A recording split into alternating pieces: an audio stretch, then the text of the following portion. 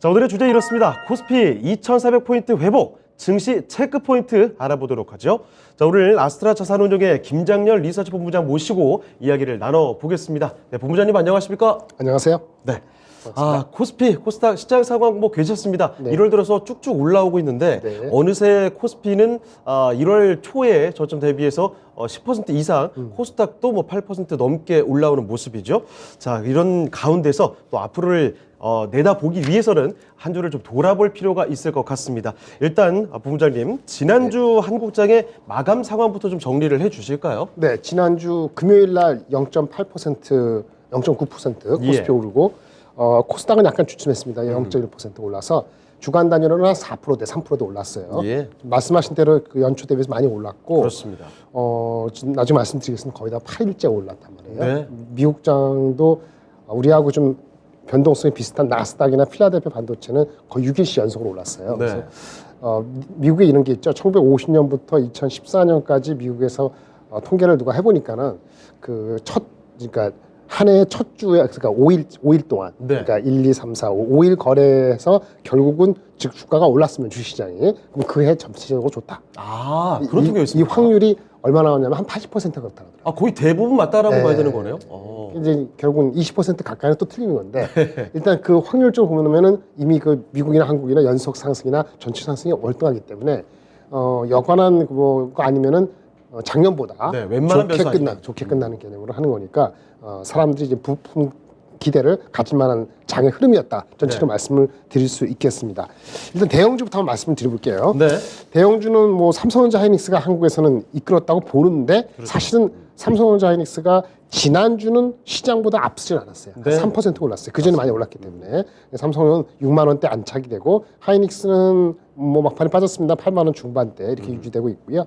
2차 전지는 그 테슬라 때문에 네. 2차 전지 센 업체들은 좀 주춤했다고 볼 수 있는데 그래도 SDI는 견조했습니다. 네. 그래서 외인이 6일 연속 순매수를 해가지고 60만 원 초반대 유지하고 있고요. 요즘에 큰 종목들 외국인들 자주 사들이네요. 네, 전체적으로 이제 탑 7을 보면은 다 괜찮았어요. 네. 현대차, 기아도 괜찮았는데 물론 오늘은 좀 빠지고 있습니다만은 그건 지난 밤에 테슬라 쪽에서 미국, 유럽 쪽에서도 가격을 많이 낮췄다.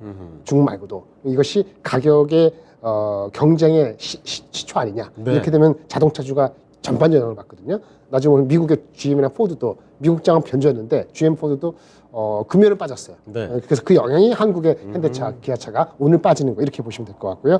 기관들이 네이버나 카카오는 지금 바텀에서 쭈쭈하는 게 금요일이어서 오늘도 이어지는 그런 장세로 대형주가 전반적으로는 시장을 받쳐줬다 이 네. 정도로 설명을 드릴 수 있겠습니다.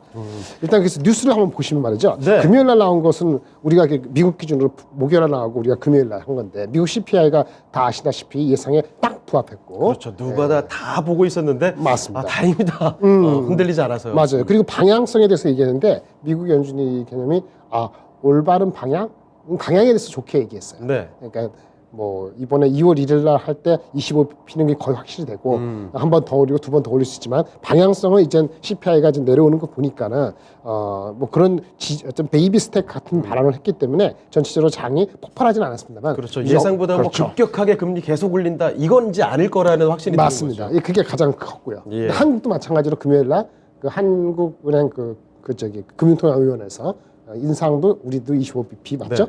예상대로 3.5%. 사상 처음으로 7번 연속 올렸죠. 네, 그렇게 됐고. 근데 이제 중요한 건 올린다고 예상했는데 예상이 올랐고, 네. 그 다음에 더 올릴 수도 있을 수도 있습니다만은 그 스플릿 됐어요. 의견이. 우리 한국 금융통화 몇 명인지 모르는데 세 명이 네. 더 올 것이냐 멈출 것이냐 이런 거 스플릿 됐단 말이에요. 그런 측면에서는 더 올릴 수도 있지만은 네. 뭐 여간 어떤 상황에서 멈출 수도 있다. 그러니까 끝이 보인다. 이렇게 네. 보는 거죠. 그리고 이 예상 범주대로 이제 들어오고 있군요. 그렇죠. 그래서 외국인하고 기관이 뭐 쌍끌이라는 표현까지 하기에는 주식이 뭐 한꺼번에 오른 건 아닌데 네. 전체적으로 동반 유입이 돼가지고 8일 연속 상승을 일으켰다 보고요. 개인들이 좀 순매도를 나섰죠. 네. 그렇게 돼 있고 코스닥은 막판에 좀 조금 주춤했던 거는 많이 올랐어요. 맞습니다. 그래서 좀 마이와 2차전지 왔다 갔다 했다. 뭐 이렇게 보실 수 있겠습니다. 한국장은 전체적으로 그렇게 보시면 될 것 같아요. 네, 알겠습니다. 자, 우리 장의 모습 흐름 좀 짚어봤습니다. 일단 지난 한 주 돌아보니까 역시 좋았네요. 네. 특히나 시총 상위의 대형주들 위주로 활약상을 보여주고 있는 모습들, 특히 외국인들의 매수세가 계속 좀 이어져 온다는 점이 특징적이지 않나 싶습니다. 특히나 지난주 모두가 주목했던 건 역시 물가지수죠. 미국의 물가지표가 얼마큼 나오느냐, CPI를 모두가 바라봤는데 이게 뭐 예상에 부합하는 정도로 나왔고, 결국은 이에 따라서 2월 FOMC 25bp냐 50bp 인상이냐 요거 계속 헷갈렸잖아요. 이제 25bp 인상으로 가닥이 잡혀가는 것 같습니다. 시장에서는 다소 좀 안도하는 분위기이기 때문에 시장 흐름도 지수도 그만큼 같이 따라와주는 모습이 나타났던 우리 시장이었습니다. 자, 그리고 조금 더 보충해서 이야기 좀 들어볼게요. 자, 본부장님, 주요 업종별 움직임 그리고 특징주도 좀 잡아주실 수 있을까요? 네, 뭐 지난주 금요일에 나왔던 거는 여러 가지 적었습니다만 일단 철강 같은 주식이 좀 올랐어요. 맞아요. 그리고 대한항공 같이 항공주가 좀 오른 게 특징인데 둘 다 동통적으로는 중기 리오프닝 돼서 결국은 임팩트가 있을 것이라는 거란 말이에요. 그러네요. 근데 철강주나 항공주나 이런 것이 실적이 이렇게 뭐 좋은 건 아닐 겁니다. 실적이 받쳐주진 않고. 예, 그렇죠. 431 같은 건 철강은 오히려 안 좋았을 거예요. 네. 근데 뭐 철강 대표적인 포스코 홀딩스도 있고 뭐 현대지수도 있는데 오늘은 현대지수 잘 모르겠습니다. 포스코 홀딩스 같은 세단 말이에요. 그건 1분기 4분기 실적이 안 좋아서 불구하고 결국은 2분기부터 좋아진다는 거하고 최악을 지나간다는 그렇죠. 분석이군요. 네, 그게 중국이 영향되는 거니까. 네. 그 밸류는 항상 낮았으니까 거기에 매력이 있었고 심지어 증권주도 올랐는데 어쨌든 그렇고 네. 대한항공이 오른 거는 미국에서 아메리칸 에어라인 이런 것이 엄청 올랐단 말이에요. 거기 또랑 따라가는 건데 사실은 지수 플레이하기는 대한항공이지만 개인적으로 봤을 때는 뭐 진에어나 다른 주식들이 많이 올랐어요. 그래서 네. 오늘은 좀 주춤한데 전체적으로 좀 이따 말씀드리겠습니다. 이번 주에도 그 중국 리오프닝에 대한 기대감 또는 추석 구정 이 전후에도 있기 때문에 그 중국 리오프닝 하는 주식이 계속 오르게 되면은 어떻게 되느냐 우리가 흔히 하는 여행주, 네. 항공주에 이어서 뭐가 될까요? 예. 화학, 시클리컬 주식, 철강주도 계속 오를 가능성이 있어요. 전체적으로 장이 좀 조금 더 오를 수 있는 추동력이 생긴 거 아니냐. 전반적으로 이게 확산되고 있는 거거든요. 네. 예. 뭐 그렇게 볼 수 있고 심지어 뭐 조그만 주식 같은 조그만 게 아니라 카카오페이 같이 좀 멀어진 주식들도 야금야금 올라갔고 그건 10% 이상 그 지난주에서 올랐거든요. 그런 거 봤을 때는 장의 흐름이 질이 좀 좋아지고 있다 이렇게 볼 수 있어요. 야금야금 오르면서 퍼지는 게 좋은 거거든요. 네. 철강과 화학 이런 거가 계속 오른다면은 장의 흐름은 굉장히 좋을 수도 있습니다. 그리고 또 이 밖에 뭐 특징적으로 상승이 크게 나왔던 종목이 뭐가 있을까요? 일단 대한항공이 있었고요. 예. 오늘은 좀 반락을 많이 하는데 한국항공우주. 한국항공우주 네. 많이 올랐죠. 사실은 한국항공우주는 그 방산주하고 좀 같이 묶여 따로 뛰긴 하는데 네. 전체적으로는 오늘 방산주 에어로스페이스 하나 에어로스페이스 포함해서 다 오늘 내려가고 있거든요. 네네. 그리고 이제 대통령 그 순방하고 그 UAE하고 딜하고 했으니까 이익 실현이 되는 거예요. 그동안 기대감 이미 다 충족됐고. 그렇죠. 근데 이제 한국항공우주는 또 마침 금요일 날 오전에 애널리스트발 리포트가 오래간만에 나와서 실적이 앞으로 올해 그 수주 전망이 좋다. 새로운 FA 그 50 이런 거. 그 주가가 좀 많이 올랐죠. 15% 정도 올랐나요? 오늘 이제 한 5% 이상 빠지는 거거든요. 그런 차익 실현의 방산주에 대한 이익 실현과 겹치면서 빠졌는데 하여튼 금요일 날은 그 리포트 나오면서 한국항공우주 굉장히 의미가 있었고 아까 말씀드린 현대제철, 대한항공 등이 리오프닝주로서 했는데 많이 오른 만큼 좀 뒤쳐질 수 있지만은 반락이 있어 추세는 완전히 사라지지 않았다 이렇게 말씀드릴 수 있을 것 같습니다. 네, 그리고 좀 약간 오랜만인 것 같기도 한데 해운, 이 페노션 같은 종목도 강했던 것 같아요. 네네네. 이게 페노션하고 지금 HM 옛날에 현대상선하고 조금 다르긴 한데 페노션이 좀 많이 올랐어요 금요일 날. 오늘 어떻게 됐는지 모르겠네. 9% 정도 올랐는데 뭐 조용하다 올랐죠. 네, 이거는 건화물선이니까 드라이버커. 근데 이제 중국이 2년 만에 얘네는 특수하게 호주산 석탄 수입을 재개한다. 그러면서 그럼 많이 교육이 되잖아요. 그러니까 그 페노션 주가가 올랐는데 이건 약간 트레이딩 개념으로 볼 수 있겠고 이런 것도 계속 오르면은 전체 장도 괜찮은 거죠. 그래서 심지어 아까 운수창 것도 좀 올랐다. 그다음에 다른 테마도 오르고 철강 올랐다. 이런 측면에서 장의 질이 괜찮다 이렇게 말씀드릴 수 있을 것 같습니다. 알겠습니다. 질적으로 괜찮다라는 평가를 내려주셨습니다. 그도 그럴 것이 그동안 많이 좀 소외가 됐었던, 많이 좀 주춤했던 쪽까지, 그리고 기존의 원래 강자라고 볼 수 있을 만한 철강, 화학 이렇게 기초적인 산업을 담당하는 곳까지 올랐기 때문에 지금 이렇게 상승세가 확산이 되고 있다라고 볼 수가 있겠네요. 대표적으로 지금 뭐 대한항공, 현대제철 같은 종목들 꼽아주셨고, 심지어 카카오페이 같이 좀 많이 주춤했던 종목도 크게 올랐습니다. 그 가운데서 방산, 한국항공우주도 아주 대폭 오른 모습, 물론 좀 차익 실현이 나오는 모습이 오늘 나타나긴 합니다만, 그리고 이 밖에 해운도 오랜만에 거론이 또 되네요. 펜오션 같은 종목도 강세를 보여줬다는 점, 특징적인 종목들을 보니까 시장이 조금 든든하게 볼 수 있겠구나라는 생각이 듭니다. 자, 그러면 국내 증시를 상세히 좀 돌아봤고요. 자, 본부장님, 그러면 네. 지난주 미국장의 마감 상황도 한번 살펴볼 수 있을까요? 네, 지금 앞전에 좀 말씀드린 뭐 해운주라든지 뭐 철강주라든지 마켓 리오프닝주 이거는 중국 관련돼 많이 되는 거잖아요. 네네. 미국장에서 우리가 임플리케이션은 좀 더 우리가 좀 익숙한 그 IT, 네. 시크리컬 주식, 자동차 이런 임플리케이션이 의미가 있어서 조금 더 디테일하게 들어가 볼게요. 네. 미국장은 지난주에 우리가 비슷한 나스닥 필라델피아 반도체는 많이 올랐어요. 네. 나스닥은 4.8% 지난 전체적으로 좋았습니다. 다 금요일에 다 올랐습니다만은 예. 4.8%로 6일 연속 상승했고요. 필라델피아 반도체 지수도 6.2%로 올라가서 이것도 역시 6일 연속 상승했어요. 다우하고 S&P는 좀 왔다 갔다 하지만 그래도 한 2%대 상승했거든요. 예. 보다시피 이 기술주, 시클리컬 이런 주식이 많이 올랐다 이렇게 볼 수 있겠죠. 종목별로 보면 말이죠. 아까 지금 4% 오른 걸 기억하시고 예. 주요 종목에서 가장 크게 오른 건 아마존하고 엔비디아였어요. 네. 그동안 좀 고생했습니다만 많이 올라왔잖아요. 그래서 낙폭 과대해서 올랐는데 엔비디아는 그 데이터 센터 그런 서버 쪽에 그 인텔의 새로운 CPU 사우스 나오고 이런 것 때문에도 오른 게 있거든요. 예. 엔비디아는 의미가 있게 올랐고 아마존도 좀 반응은 커멘트는 나쁘지 별로 좋지 않았는데 네. 바닥에 대한 인식이 높아서 둘 다 이제 금요일날 많이 올랐고 전체적으로 떨어질 만큼 떨어졌다. 그렇죠. 예. 그리고 마이크론 같이 반도체 주식은 그 전에 올랐기 때문에 네. 금요일은 좀 주춤했다 이렇게 보실 수 있겠고, 근데 애플이 시가총액 1위로서 네. 4%를 하면서 전체 장을 지지해줬다. 여기에 이렇게 4%딱 오르니까. 그렇죠.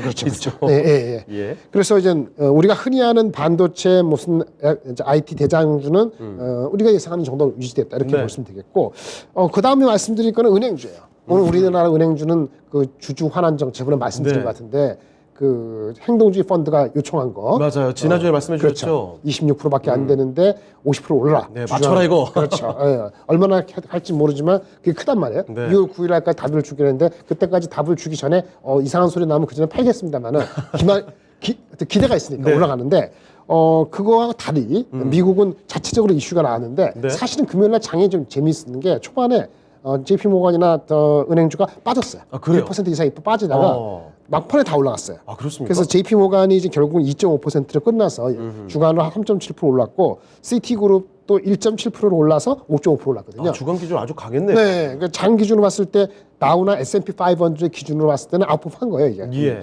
근데 커멘트가 뭐가 나왔냐면 JP 모건에서 4분기 실적이 그 충당금을 엄청 적립했다. 네. 3분기보다 49%가 늘었다 그러더라고요. 예. 그러니까 경기가 앞으로 위축될 걸 우려해서 미리 선반이 했다는 거예요. 예. 그리고 앞으로도 충당금이 자기네뿐만 아니고 인더스트리적으로 많이 증가할 수 있다. 네네. 우려를 해서 주가 빠지다가 결국은 아까 그 전체 장에서 미국의 소비 기대 인플레가 내려가고 뭐 이런 흐름이 나오면서 소비 심리가 개선된다는 거에 더 초점을 맞추면서 경기 위축 우려보다는 이게 더 마련됐어요. 네네. 그럼 경기가 다시 탄탄할 수 있다 그러면은 뭐 미리 반영한 경기 위축을 위한 충당금 적립은 무시할 수도 있다. 이렇게 그렇죠. 반응하면서 주식장이 마이너스 1, 3%에서 플러스 3% 올랐으니까 한 4%가 이 큰 주식이 한 4, 500조 되는 주식이 이렇게 움직였거든요. 근데 미국장이 그래서 플러스로 도는 거예요. 예. 그래서 한국의 임플리케이션은 우리도 뭐 주주하는 있습니다만은 네. 만약 한국도 금리 인상을 멈출 수 있고 만약 그렇다면은 그게 거품을 일으키는 정도는 아니겠습니다만은 뭐죠?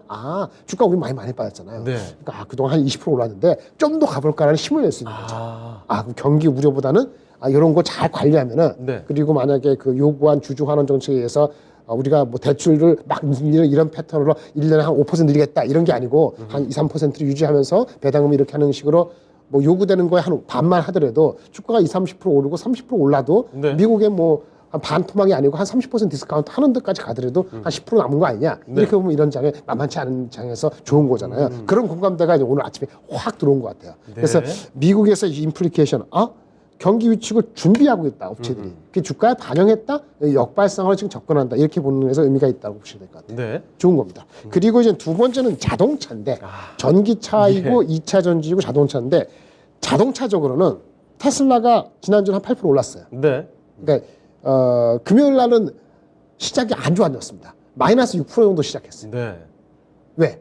가격을 인하한다. 한 6에서 20% 이번에 미국하고 독일 이런 데서 유럽에서도 인하한다는 중국에서 사실 인하한 거 말고도 또 인하하겠다 했거든요. 네. 그러니까 주가가 빠진 거죠. 그런데 결국은 야금야금 올라와 갖고 회복돼 갖고 마이너스 1% 0.9% 빠졌어요. 그게 무슨 얘기냐? 그리고 증권사에서 매도 의견도 나오고 네. 했는데 반발 매수가 이랬는데 뭐냐? 수요를 진작시키지 않을까 이렇게 보는 것 같아요. 그리고 오히려 대선 테슬라는 그래도 이익이 여력이 있으니까 얘네가 전기차만 판매하잖아요. 네. 마진이 한 20% 좀 안 되는데 BYD 같은 경우는 거의 뭐 브레이크 이븐일 것이고 다른 뭐 GM이나 포드는 얼마나 그쪽에 흑자가 나는지 모르겠습니다. 회사 전체가 흑자가 크지 않나니까 네. 그럼 이렇게 압력을 하면 어떻게 될까요? 그러면 다른 경쟁사들이 쉽지 않을 거다 이렇게 생각을 역발상을 하는 것 같아요. 그래서 테슬라 주가는 플러스로 돌아설지 않아서 마이너스 6%에서 거의 플러스로 왔는데 네. 오히려 GM이나 포드나 아니면 같은 2차 전기차에서 후발 업체 리비안이나 이런 주식들이 아작이 났어요. 쭉 내려갔죠. 네, 그래서 금요일 날 GM하고 포드는 거의 5% 플러스 마이너스 빠졌고 네. 리비안은 6% 빠졌거든요. 물론 그래봤자 뭐 전체적으로는 지난주에 빠지진 않았는데 어쨌든 그런 반응이 이렇게 된 거죠. 그냥 하루 만에 그 당일 분위기는 눈물 받아야죠. 그렇죠. 그래서 한 5%가 GM 포드이 빠지고 테슬라는 마이너스 6%에서 마이너스 0.9% 선방했다. 이게 네. 임플리케이션이 가격 경쟁. 그게 오늘의 그 현대차 기아에도 지난주 좀 괜찮았는데 네. 그 영향을 받아서 반락하는 그 이견이 좀 지켜봐야 될 것 같죠. 전체적으로 보면은 전기차를 잘 만들었으면 결국 잘 팔리면 네. 가격 경쟁사가 마켓이 일어나는 건데 그게 쉽지 않으면 어떻게 되죠? 이거는 그 마진에서 압력을 받겠구나 이렇게 판단을 될 수 있는 거거든요. 반면에요. 그럼 2차 전지, 전기차들의 2차 전지 부품들은 어떡하냐? 네. 미국에 있는 2차 전지 부품 회사가 아주 우리가 흔히 아는 회사들이 많지는 않아요. 네. 몇 가지 말씀드리면 그 퀀텀 스케이프라고 있어요. 예. 전고체라든지 이렇게 전해지 같은 만드는 그 기술적인 건데 돈 안 남습니다, 이 회사. 네. 이 회사 주식이 무려 지난주에 47% 올랐거든요. 한 주만에 47%요? 네. 금요일 날 오릅니까? 9% 올랐어요. 예. 그런데 이게 많이 빠졌거든요. 2022년 3월 달에 고점 대비했을 때 지금 47% 오르고 나서도 여전히 반토막 난 상태. 아직도? 예. 근데 중요한 건 뭐냐면 그 전에 굉장히 빠졌군요. 그렇죠. 근데 지난주에 많이 올랐고 예. 금요일 날 당일 날 9% 넘게 올랐거든요. 와. 그러니까 2차 전지는 전기차 업체들이 경쟁을 해갖고 네. 마켓을 키울 수만 있다면 결국 2차 전지 업체 부품 업체들은 나쁘지 않다, 좋다 이렇게 판단하는 것 같아요. 퀀텀 스케이프가 그렇게 봤고요. 리사이클이라고 우리나라의 성일 하이텍이나 그 세비캠? 예, 이렇게 폐배터리 쪽? 폐배터리 하는 회사 미국의 대표적인 게 리사이클이라는 회사 있거든요. 예. 근데 이 회사도 금요일 날 2% 올랐어요. 지난주에 15% 올랐고 주가 무려 굉장히 강한 겁니다. 8일 연속으로 올랐어요. 아하. 그래서 저번에도 말씀드린 2차 전지주는 기본적으로 셀이 좋은데 네. LG 에너지솔루션은 27일 날 오보잉 나오는 게 있어서 좀 그렇고 계속 따라가기는 SDI는 꾸준하고 알파를 먹으려면 그 2차 전지 부품에서 많이 빠진 낙폭과대를 사야 된다. 제가 그렇게 말씀드렸는데 이것도 미국과 봤을 땐 비슷한 흐름이죠. 뭐 미국이 끝내주게 잘 올라와서 좀 얄밉긴 하지만 하여튼 그래서 퀀텀 스케이프나 리사이클 지난주에 42% 15%는 굉장히 의미가 큽니다. 왜? 전기차 자동차는 주춤한데. 네. 네, 그런 임플리케이션이 있고요. 아까 그 대한항공 얘기할 때 말씀드린 것처럼 미국의 아메리칸 에어라인스 같은 경우는 지난주 20% 올랐어요. 11일 연속 강세입니다. 예. 와, 11일 연속. 내내 강세예요. 네. 예. 그렇게 올랐는데 불구하고 코로나 직전에 20년 코로나 3월인가 직전에 그 걔네들의 그 주가 레벨에 아직도 80%에 못 미쳤어요. 예. 아직도 룸이 있는 거예요. 그래서 이게 대한항공주는 제 생각에는 유가가 네. 다시 뭐 문제가 생겨서 80불, 90불로 올라가지 않으나 그렇죠? 70불 정도에서 그러니까 90불 이렇게 올라가지 않고 70불 정도 머물 수 있다면은 결국은 그 리오프닝에 의한 수요에 대한 반응을 아마 2분기 되기 전에 다 끌어당길 것 같아요. 네. 그래서 한국에 있는 항공 주식들은 물론 지난 4, 4분기 실적이 어떻게 되는지 모르겠고 그 일반 항공 좋은데 화물이 또 떨어질 수 있다 이런 얘기가 있는데 네. 그거는 약간 단기적인 변수이기 때문에 너무 그런 거에 지금 얽매이지 않아도 될 것 같고요. 이런 얘기가 있어요. 제가 대한항공을 뭐 추천하고 이런 거 아닙니다. 네. 인플리케이션 주는데 대한항공 같은 경우는 그 유가가요. 어느 기준에서 10불 만약에 빠지면은 연간 2천억의 이익이 더 납니다. 예. 그러니까 70에서 10불 더 빠지면 80, 10불 더. 그러니까 원래 작년 말에 기억했던 것보다 더 빠졌다면 그거 2천억이니까 한 분기 500억이 더 나는 거고 네. 환율이 우리는 환율도 중요하잖아요. 그렇죠. 환율이 원화 강세가 되면 좋은 거잖아요. 예. 그렇죠? 원화가 50원 강세다. 그러니까 1250원이 1250원 만에 이렇게 되면은 그럼 1년에 한 800억의 흑자가 더 나요. 그러니까 그런 임플리케이션이 애널리스트 충분히 반영을 했을까? 그런 측면에서 보면 어닝 대비해서 좀 저평가 다 반영이 안 됐다 이렇게 볼 수도 예. 있기 때문에 항공주는 계속 관심을 가져야 되지 않을까 이렇게 생각합니다. 알겠습니다.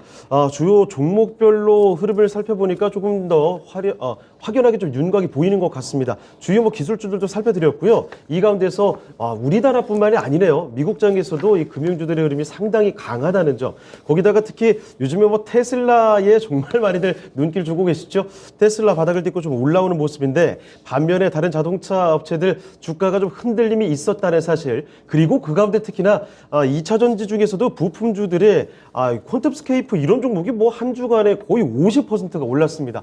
이렇게 특히나 2차 전지 중에서는 이 부품주 쪽으로 특히 많이 떨어진 쪽으로 이제 흐름이 좀 가는 것이 아닌가라는 점 읽어볼 수가 있겠고요.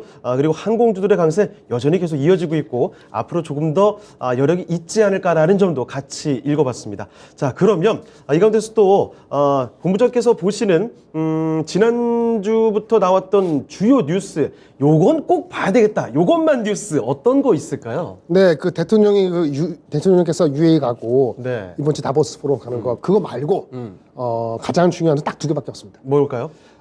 두 번째부터 말씀은 우크라이나 전쟁 끝나는가? 네. 그 가능성, 그거에 대해 여러 가지 임플리케이션이 있는데 그 말씀드리겠고 예. 아까 많이 말씀드린 중국 리오프닝에 대한 중국.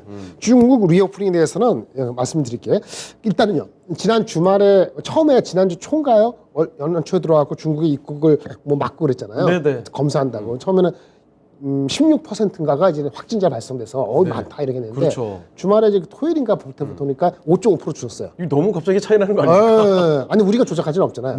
하여튼 그래서 중국발 입국자가 13일 기준으로 양성률이 5.5% 떨어졌다는 얘기가 나왔고 한 자리 숫자로 네. 아마 14일도 따로 통계는 한 10% 밑으로 내려오는 것 같더라고요. 그럼 요 우려감은 확실히 네. 내려가는 거로 봐야 되겠죠. 네, 그렇죠. 이제 그 뉴스가 좋은데 또 중요한 건 지금 150만 명 들어왔는데 그 중에 첫 반에는 13일 이전까지는 16%다가 지금은 10% 이하로 떨어졌다는 거예요. 네. 근데 중요한 건 내일이죠. 우리나라가 그 감염병 자문위원회에서 국내 실내 마스크 해제 논의를 한다는 거 아니겠어요? 예. 이미 기대가 들어가 있어요. 아무 일도 안 일어나면 그런 이익 신원이 나오는데 네. 그 결과는 해제한다는 거죠. 그러면 우리도 이제 실내에서 그 마스크 쓰는 것이 옵션이지 선택이지 너 안 쓰면 나가 이렇게 못하는 거잖아요. 그렇죠. 그렇게 하면서 중국 사람 들어오는 거를 우리가 처음에 생각했던 만큼 타이트하게 할 필요 있을까? 아니 양성률도 떨어지고 있는데 예. 구정 전에 그거를 풀 가능성은 별로 없겠습니다만 네. 요런 그 정치적인 모티베이션을 주면서 구정 직후 또는 2월 초 되기 전에 아마 중국에 대한 그 리오프닝에 대해서도 좀 더 정부 차원에서 바뀔 의향이 스탠스가 있지 않겠냐 이런 심리가 지난주 금요일부터 네. 이번 주 내내 작용할 가능성이 있어요. 관련주들 쪽으로. 근데 이게 관계 없다. 중국 우리 원칙적으로 한다. 이렇게 네. 하면 또 실망을 할 수 있는데 그래서 그것이 가장 중요합니다. 모든 섹터에. 네. 근데 뭐 아시다시피 뭐 여행주, 무슨 투어주, 항공주, 심지어 무슨 화학주 다 연관이 돼 있는 거죠. 장국장이 기분 좋게 올라가는데 찬물 끼얹는 일이 없었으면 좋겠는데요. 예. 어차피 중국은요, 죄송합니다만 우리도 마찬가지로 오미크론 발생하고 나서 4주째인가 언제 이렇게 되고 나서 피크아웃 되거든요. 네. 그리고 걸려도 1000명에 1명, 2명 죽는 거예요. 어쩔 수 없는 거거든요. 근데 그러니까 그 치명적인 수준이 예전보다는 많이 줄어들었다는 많이 줄었죠. 그래서 중국이 규모가 크니까 그런데 중국이 이미 통계를 다 밝히지는 않고 있습니다만은 네네. 구정을 지나고 걔네도 춘절인데 2월 중순 되면은 많이 피크아웃 된다고 본다면은 이 흐름은 막을 수 없다 이렇게 네. 보는 거고요. 두 번째 중요한 거는 이제 우크라이나 전쟁이죠. 네. 우리가 그 인플레 할 때 그것을 악화시킨 가장 큰 거는 수요 사이드 말고 돈을 풀어갖고 인플레를 야기하게 된 우리 인류, 특히 미국을 중심으로 이게 실패까지는 아니더라도 어쩔 수 없는 그런 선택에 대한 귀착이 지금 받고 있는 건데 말 그대로 우크라이나 전쟁, 네. 정확히는 러시아 우크라이나죠. 러시아가 그렇죠. 성공했으니까 러우 전쟁의 결과인데 1년 지났잖아요. 2월 14일 1년인데 야금야금 나오고 있죠. 무슨 얘기냐? 전 러시아의 무슨 장교다, 뭐 우크라이나다 한마디 하잖아요. 이래 일단 다 망할 것 같다. 러시아 네. 못 찾는다 이런 얘기 나오는데 재미있는 게 있었어요. 뉴욕 타임즈에 네. 지난 주말 기사입니다. 우크라이나가 우리한테 탱크만 다오. 네. 제대로 된 탱크 주면은 네. 표현에는 그 뉴욕 타임즈 기사 자체에 그렇게 정나라 나오지 않았지만 내용 읽어보시면 독일제 탱크 레오파드 2라고 있답니다. 네. 그것이 가장 좋은 건가 봐요. 근데 그걸 주면은 러시아를 박살내겠다. 아, 그러면 이제 굉장히 강력한 의지를 그래서 러시아 느끼군요. 쳐가지고 러시아를 엎어치겠다 그런 게 아니고 러시아를 예. 확실히 그 완전 의지를 꺾어서 결국 협상을 끌어내고 이 전쟁을 종결할 수 있다 이런 의미를 해석될 수 있는 레오파드 2 독일제 탱크 달라 이런 기사가 났어요. 예. 나중에 그 제가 그 운영하는 채널의 김장렬 요것만 해보시면 네. 보실 수 있는데요. 아니면 뉴욕 타임즈 보시든지 이 독일의 소유하고 있는 탱크가요. 독일만 갖고 있는 게 아니고 네. 영국도 그렇죠. 폴란드도 갖고 있고 여러 나라에 있어요. 네네네. 근데 여러 나라에 있는 것을 독일이 허락 안 받으 못 받으면은 그 우크라이나 줄 수가 없어요. 아 그래요? 독일 허락을 받아야 네. 됩니까? 아. 독일 거 자기네 갖고 있는 거 주는 거 예. 말고도. 미국은 어떤 스탠스냐? 미국은 자기네 탱크 안 주지. 근데 독일이 그렇게 할 거라고 한다 그러면 오케이. 괜찮다. 예. 근데 좀 더 적극적으로 해. 이렇게는 안 하고 있고. 네네. 예. 그런데 보니까 영국하고 폴란드가 나서갖고 좀 우리가 해보겠다. 독일이 좀 꼬시고 있거든요. 한편 독일하고 프랑스하고 또 어딘가 세 군데 나라가 장갑차, 전투용 장갑차는 이번에 보내요. 네. 그러니까 탱크 직전에 보내는 거거든요. 저번에 패트리어트 미사일 시스템도 미국이 보내기로 했잖아요. 그래서 물론 항공기가 나가면 좋지만 패트리어트 나갔죠. 전투용 장갑차 나갔죠. 탱크 달라 그러는데 탱크가 유럽에 찬재 있거든요. 이 레오파드 탱크가요. 대충 한 2,000개 정도 있대요. 예. 근데 그 우크라이나가 필요한 거는 한 300개? 네.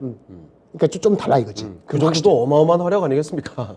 엄청 크죠. 예. 한 나라에. 근데 그것을 달라 그러는데 좀 더 명시적으로 달라 그러는데 왜 독일은 말을 안 듣고 있을까? 슐츠 그 총리 포함해서 전쟁 끝나고 나서 여전히 러시아한테 의존해야 되는 기본적인 관계가 있다 보니까 네네. 이걸로 완전히 괴멸시키는 건 좀 무리지 않느냐 싶은데 미국이나 영국이나 이런 쪽에서 압력이 어떻게 하느냐. 걔네들은 저 전쟁에서 이니시에이티브 줘가지고 이거를 휴전을 이끌면은 미국이나 그 영국은 향후에 우크라이나 포함해서 더 지배권이나 아니면 입이 세겠죠. 그래서 그렇게 몰아가는 것 같고 폴란드 옆에 있으니까 당연히 그렇게 하는 거고 독일이 어떤 선택을 할 수 있을지 모르겠는데 아까 말씀드린 이렇게 아니더라도 점점 러시아가 힘들어지는 거 이런 거 봤을 때는 러우 전쟁이 빨리 끝날 수 있고 누가 기사에 나온 것처럼 여름 가을 끝난다면은 종결로 이거는 다가가고 상당히 있다. 금리 인상을 그 멈출 쓰고 혹시 내려갈 수 있는 가능성을 지금보다는 네. 또 가을 정도는 좀 더 구체적으로 크게 할 수 있기 때문에 계속 귀추를 주목해야 되기 때문에 중국의 그 리오프닝 예. 이제 우리가 해제하는 거하고 우크라이나 전쟁도 계속 유의 깊게 보셔야 될 것 같습니다. 알겠습니다. 자, 수많은 뉴스 중에서도 이것만은 꼭 지켜봐야 된다는 뉴스 두 가지를 챙겨드렸습니다. 기억을 해두시고요. 사실 또 본부장께서는 뉴스뿐만이 아니라 그 정말 많은 그 리포트 중에서도 옥석 잘 가려주시잖아요. 네. 주목할 만한 또 리포트들은 없었습니까? 그 몇 가지 있습니다. 아까 한 광고 좀 말씀드렸고 네네네. 리포트 나온 게 바로 금요일 날 아침에 나온 키움증권에서 나온 게 있어요. 예. FA 폴란드에 수출하는 거 50 수출 이런 거 있으면 보시고 말하고 네. 뭐 아까 그 은행 관련되는 거는 은행 하는 건 아닌데 우리나라에서 지금 자사주를 매입하면은 소각을 꼭 안 네. 하거든요. 네네. 근데 외국은 거의 다 소각해요. 무조건 필수가 아니고 안 하는 경우도 있죠. 이제. 있죠. 근데 이제 거의 다 소각해요. 그게 네. 관행이 돼 있어요. 사실 소각까지 해야지 정말 의미가 주식이 있는 거 당연하죠. 그렇죠. 근데 우리는 이제 안 하고 이제 이상한 대로 쓰고 있는데, 근데 이제 그거를 이제 자사주 매입하면은 소각하는 걸 의무화하는 것을 제도화를 해보겠다, 아하. 연구해보겠다. 예. 그렇게 정부가 밝혔거든요. 그렇게 한다고 해서 여러 가지 이해관계가 있으니까 올해 내 시작에는 모르겠습니다만은 네. 일단 그런 논의가 나온 것은 그러면 의미 있는 진척이다. 이것이 진짜 올해 내 된다면은 당연히 은행주라든지 지주사가 더 먼저 혜택을 받겠습니다만 전반적으로 처음에는 자사주 매입을 그러면 좀 꺼려할 수도 있겠지만 궁극적인 방향 그렇게 되는 거니까 네. 그러면 상당히 우리나라 디스카운트 레이트에서 긍정적일 수 있다 그래서 나쁜 자사주 매입, 좋은 자사주 매입을 구분될 것이라는 DS증권의 1월 13일 날 리포트 한번 보실만 하고요. 예. 그리고 그 IT에서는 하나 뉴스 나온 것이 예. 그 애플이 휴대폰은 아니고 네. 와치 이런 데 있잖아요. 네. 스마트워치 이런 데 자그마한 곳에서는 거기는 우리 디스플레이를 마이크로 LED를 마이크로 OLED를 쓸 건데 예. 이게 굉장히 기술이 좀 쉽지가 않은 거예요. 그렇죠. 집약을 해야 되니까. 그렇죠. 근데 그렇게 마이크로 OLED를 가는 것이 필요한데 자기네가 직접 하겠다. 이런 기사가 나왔었어요. 네. 근데 지금 1월 13일 나온 게 NH투자증권에서는 그거 쉽지 않다. 네. 기술적으로. 자기네가 한다는 게. 그리고 나서 오버나이트 이번 주 월요일인가 오늘 나온 뉴스가 LG가 다시 그 주문을 받을 것 같다. 이런 LG 디스플레이가 나와서 핵심은 왜 마이크로 OLED를 애플이 아이폰보다 와치에서 먼저 하는지, 하지만 기본적으로 마이크로 LED 시장을 이렇게 하는데 시간이 필요한지 그런 리포트가 좀 몇 가지 나온 게 있어서 한번 보실 만하다 이렇게 말씀을 드릴 수 있겠습니다. 알겠습니다. 자, 뭐 리포트들 정말 많이 쏟아지는데 거기서 우리가 뭐 주목해야 될까 항상 헷갈리시죠? 김장렬 본부장의 시선 같이 한번 쫓아주시면서 체크해 보시면 좋을 것 같습니다. 자, 그리고 본부장께서 오늘 이 모의 투자 포트폴리오 이야기를 또 해 주신다고. 네, 이거 말씀드릴게 이거는 제가 손은 아스트라 자산운용하고는 관계 없고요. 네네. 김장렬 개인 자연으로서 추천도 아닙니다. 그냥 저희가 네. 모의로 하는 포트폴리오를 짜본 건데 제가 운영하는 채널에서 구독자한테만 오피셜리 하는 거거든요. 예. 이거는 지난 일주일 전에 보여드렸던 거예요. 그러니까 지금은 1월 14일 날 제가 올린 모의 투자 업데이트는 이거랑 좀 다른 게 있을 겁니다. 예. 그건 나중에 구독해서 보시고요. 그다음 일주일 전에 했던 거는 포스코홀딩스, LG전자, 하나금융지주, WCP, 뭐 아스플로, RP바이오, 흥국 FMB, 메디아나, CM메디카 이런 종목들이 있었습니다. 뭐 시가총액이 뭐 엄청나게 큰 2, 3조도 있었고요. 20조 이렇게 네. 있는 것도 있고, 그다음에 뭐 1,000억도 안 되는 주식도 있죠. 네. 그 리포트가 있는 주식도 있고 없는 주식도 있습니다. 네, 그때 뭐 아스플로 이야기도 해주셨던 것 같습니다. 네네, 예. 네 그렇죠. 그래서 그런 거 한번 구독하시고 보시면 도움이 되실 것 같아서 설명드리고 네. 뭐 일주일에 한 번이 워낙 시장이 바삐 움직이잖아요. 그날그날 나온 리포트 중에 소개시켜 드렸던 거는 네. 뭐 이 중에 새롭게 이제 저희 그 모의 투자 포트폴리오 편입된 것도 있습니다만은 뭐 한국항공우주, 현대에너지솔루션, 태양광이죠 미국 쪽에 예. JVM하고 조제할 때 자동화하는 거, SK스퀘어 11번가 갖고 있고 네. 하이닉스랑 같이 가는데 너무 많이 빠진 주식, 아스플로, 아하. 포스코홀딩스, LG전자, 흥국 FMB 같은 주식들도 사실 리포트가 나오는 그날 네. 새벽에 올리면서 이런 리포트에 어텐션 하십시오라고 말씀드렸으니까요. 한번 참조해 보시면 좋을 것 같습니다. 네, 알겠습니다. 자, 그러면 오늘 도움 말씀 주신 아스트라 자산운용의 김장렬 리서치 본부장은 여기서 인사드리도록 하겠습니다. 네, 본부장님 오늘 말씀 고맙습니다. 네, 감사합니다. 자, 오늘 이렇게 지난 한 주 시작을 철저히 파헤쳐 보면서 돌아보는 시간, 김장렬 본부장과 함께 시장 흐름과 특징 업종 그리고 종목, 뭐 뉴스부터 리포트까지 철저하게 분석을 해봤습니다. 투자하시는데 많은 도움이 되셨길 바라고요. 지금까지 이렇게 다양한 투자 판단에 대한 도움 말씀을 드렸습니다만 특정 종목의 상승과 하락을 보장하진 않습니다. 이 점 기억해 주시기 바랍니다. 그럼 저희는 내일 이 시간에 다시 뵙도록 하겠습니다. 시청해주신 여러분 고맙습니다.